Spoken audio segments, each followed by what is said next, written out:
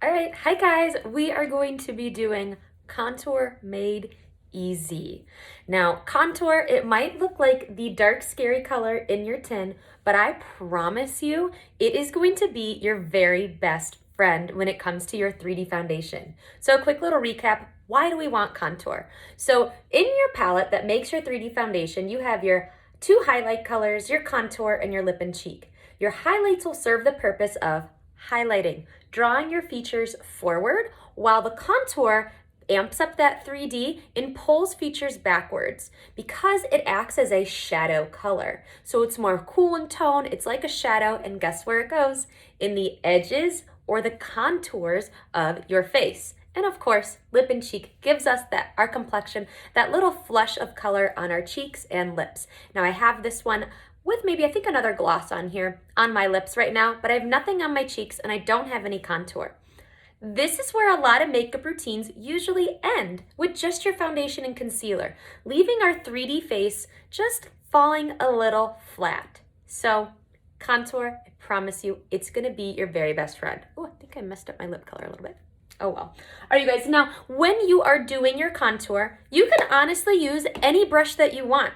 The 3D brush is the most common brush that a lot of people start with, and it's really easy to do your forehead. You can even pinch it to do your jaw and nose. You can flip it to the other side to do your jaw and nose here as well. So this one is super great. My favorite brush to do contour with is the detail brush. I love the detail brush for its angular edges, fitting right in the spots that I need, hugging that cheekbone, and just acing nose contour at that nice straight edge. I also like how it fits right in the nooks and crannies of my jaws. So for this tutorial, I'm gonna use the detail brush, but keep in mind, you can truly use any one you want. You can even use the blush bronzer, you can use your finger, you can use the buff brush, you can use the blend brush, you can use the powder brush, and of course the 3D brush as well, but we're gonna stick with my favorite one here. And to be honest with you, I love a good headband when I do my contour, so I'm gonna pull my hair back with my headband and get to going here. So like I said, I already have my highlight and a little bit of lip on. We're missing that 3D factor of the contour. Contour will feel a little bit more stiff in texture than your highlights. So while I say less is more with this makeup, I do want you to not be scared to dig into that contour maybe a little bit more than you would your highlights. So I have my contour on my brush, and you can do any order you want, but I like to start with my forehead. I like to go temple to temple with my contour. So you can do it as a stipple or you can do it as a swipe. It does not matter. We just want to go temple to temple. And there's so many rules out there with different face shapes for contour, right? And I want to just break it down super simple for you guys and encourage you that everybody's temple to temple is going to contour their face differently and unique to you. So don't worry about heart-shaped face, round face, where to contour. Start with going temple to temple, and then as you learn your face a little bit more, you'll figure out, well, I think I want to make more of a shadow here. I'm going to bring it into a shadow more on this side. If you have a really small forehead, keep that contour closer to your hairline. I have a bigger forehead, so I'm going to bring that contour down lower because I'm making a bigger shadow so that my forehead appears smaller. The next contour spot is going to be your cheekbones. This one feels like it's going to be the easiest, but it is the one most people mess up the most. Simply because a lot of people think they want to put their cheek contour underneath their cheekbone. In that area. Don't do it, sister. That will draw your face down and pull it down, where we want our contour to lift our features up. So if you put it too low in this hollow, it'll draw your features down and it'll mix this weird muddy color with your highlight and contour. Ugh, because that's a highlight paint by number spot, remember? So let's move our mouth to the side so that your cheekbone points out. At the top of your ear, start that line and just hug that edge of your cheekbone. Don't worry, you won't go too high with it because kind of by natural form, I guess I would say, it does always air a little bit lower. So if you aim for the edge of that cheekbone, you're sure to ace it every single time. For your jaw contour, you don't want to be hitting on top of your face right here on your jaw because again, that's a highlight spot. You want to be aiming for that bottom edge of your jaw And then even this little crease back here. Look at your face. Where you have shadows, amplify them with contour. And when you do jaw contour, make sure you blend down. Our last contour, well, there's 2 more contour spots we can talk about since this is all about contour. We're gonna do our nose bones. You truly just follow the direction of your eyebrow right on that edge of your nose.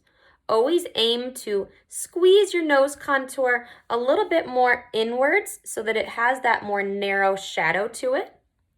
I love the detail brush for this because it's just a nice straight line on my brush. You can certainly use your finger or another brush as well. The last contour spot can be the bottom of your lip. There's a shadow there, so we can just make a pout of your lip that way.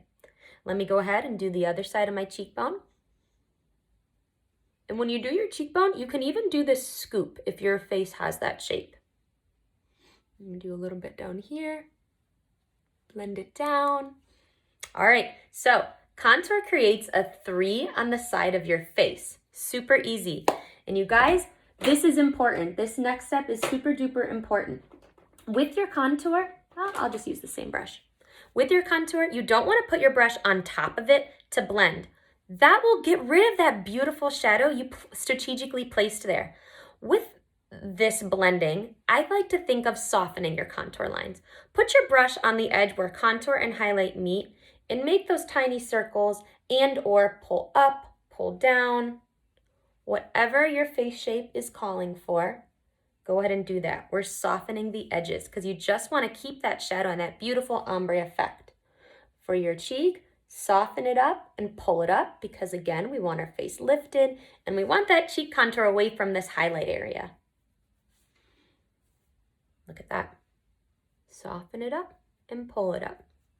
If you have the buff brush, blending like this might be a little bit more difficult because it's such a stiff brush, but you can sure as heck give it a try. I like these softer brushes to blend out.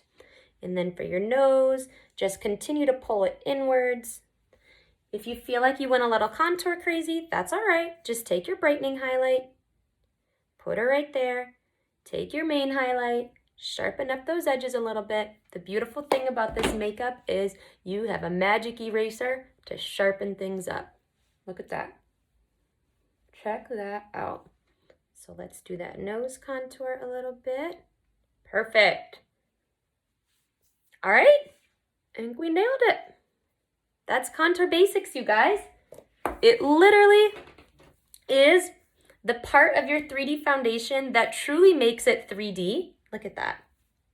Truly makes it 3D because your highlights bring your features forward, your contour draws them backwards. Gorgeous. Okay, so we make a 3 on the side of our face, add some nose and lip and call it a day. I might as well round out this look here with a little bit of lip and cheek. Your lip and cheek goes right basically on top of your contour, above it, I want to say. Right at those apples of the cheeks and just kind of blend it. And then we have our 3D foundation. Gotta love contour.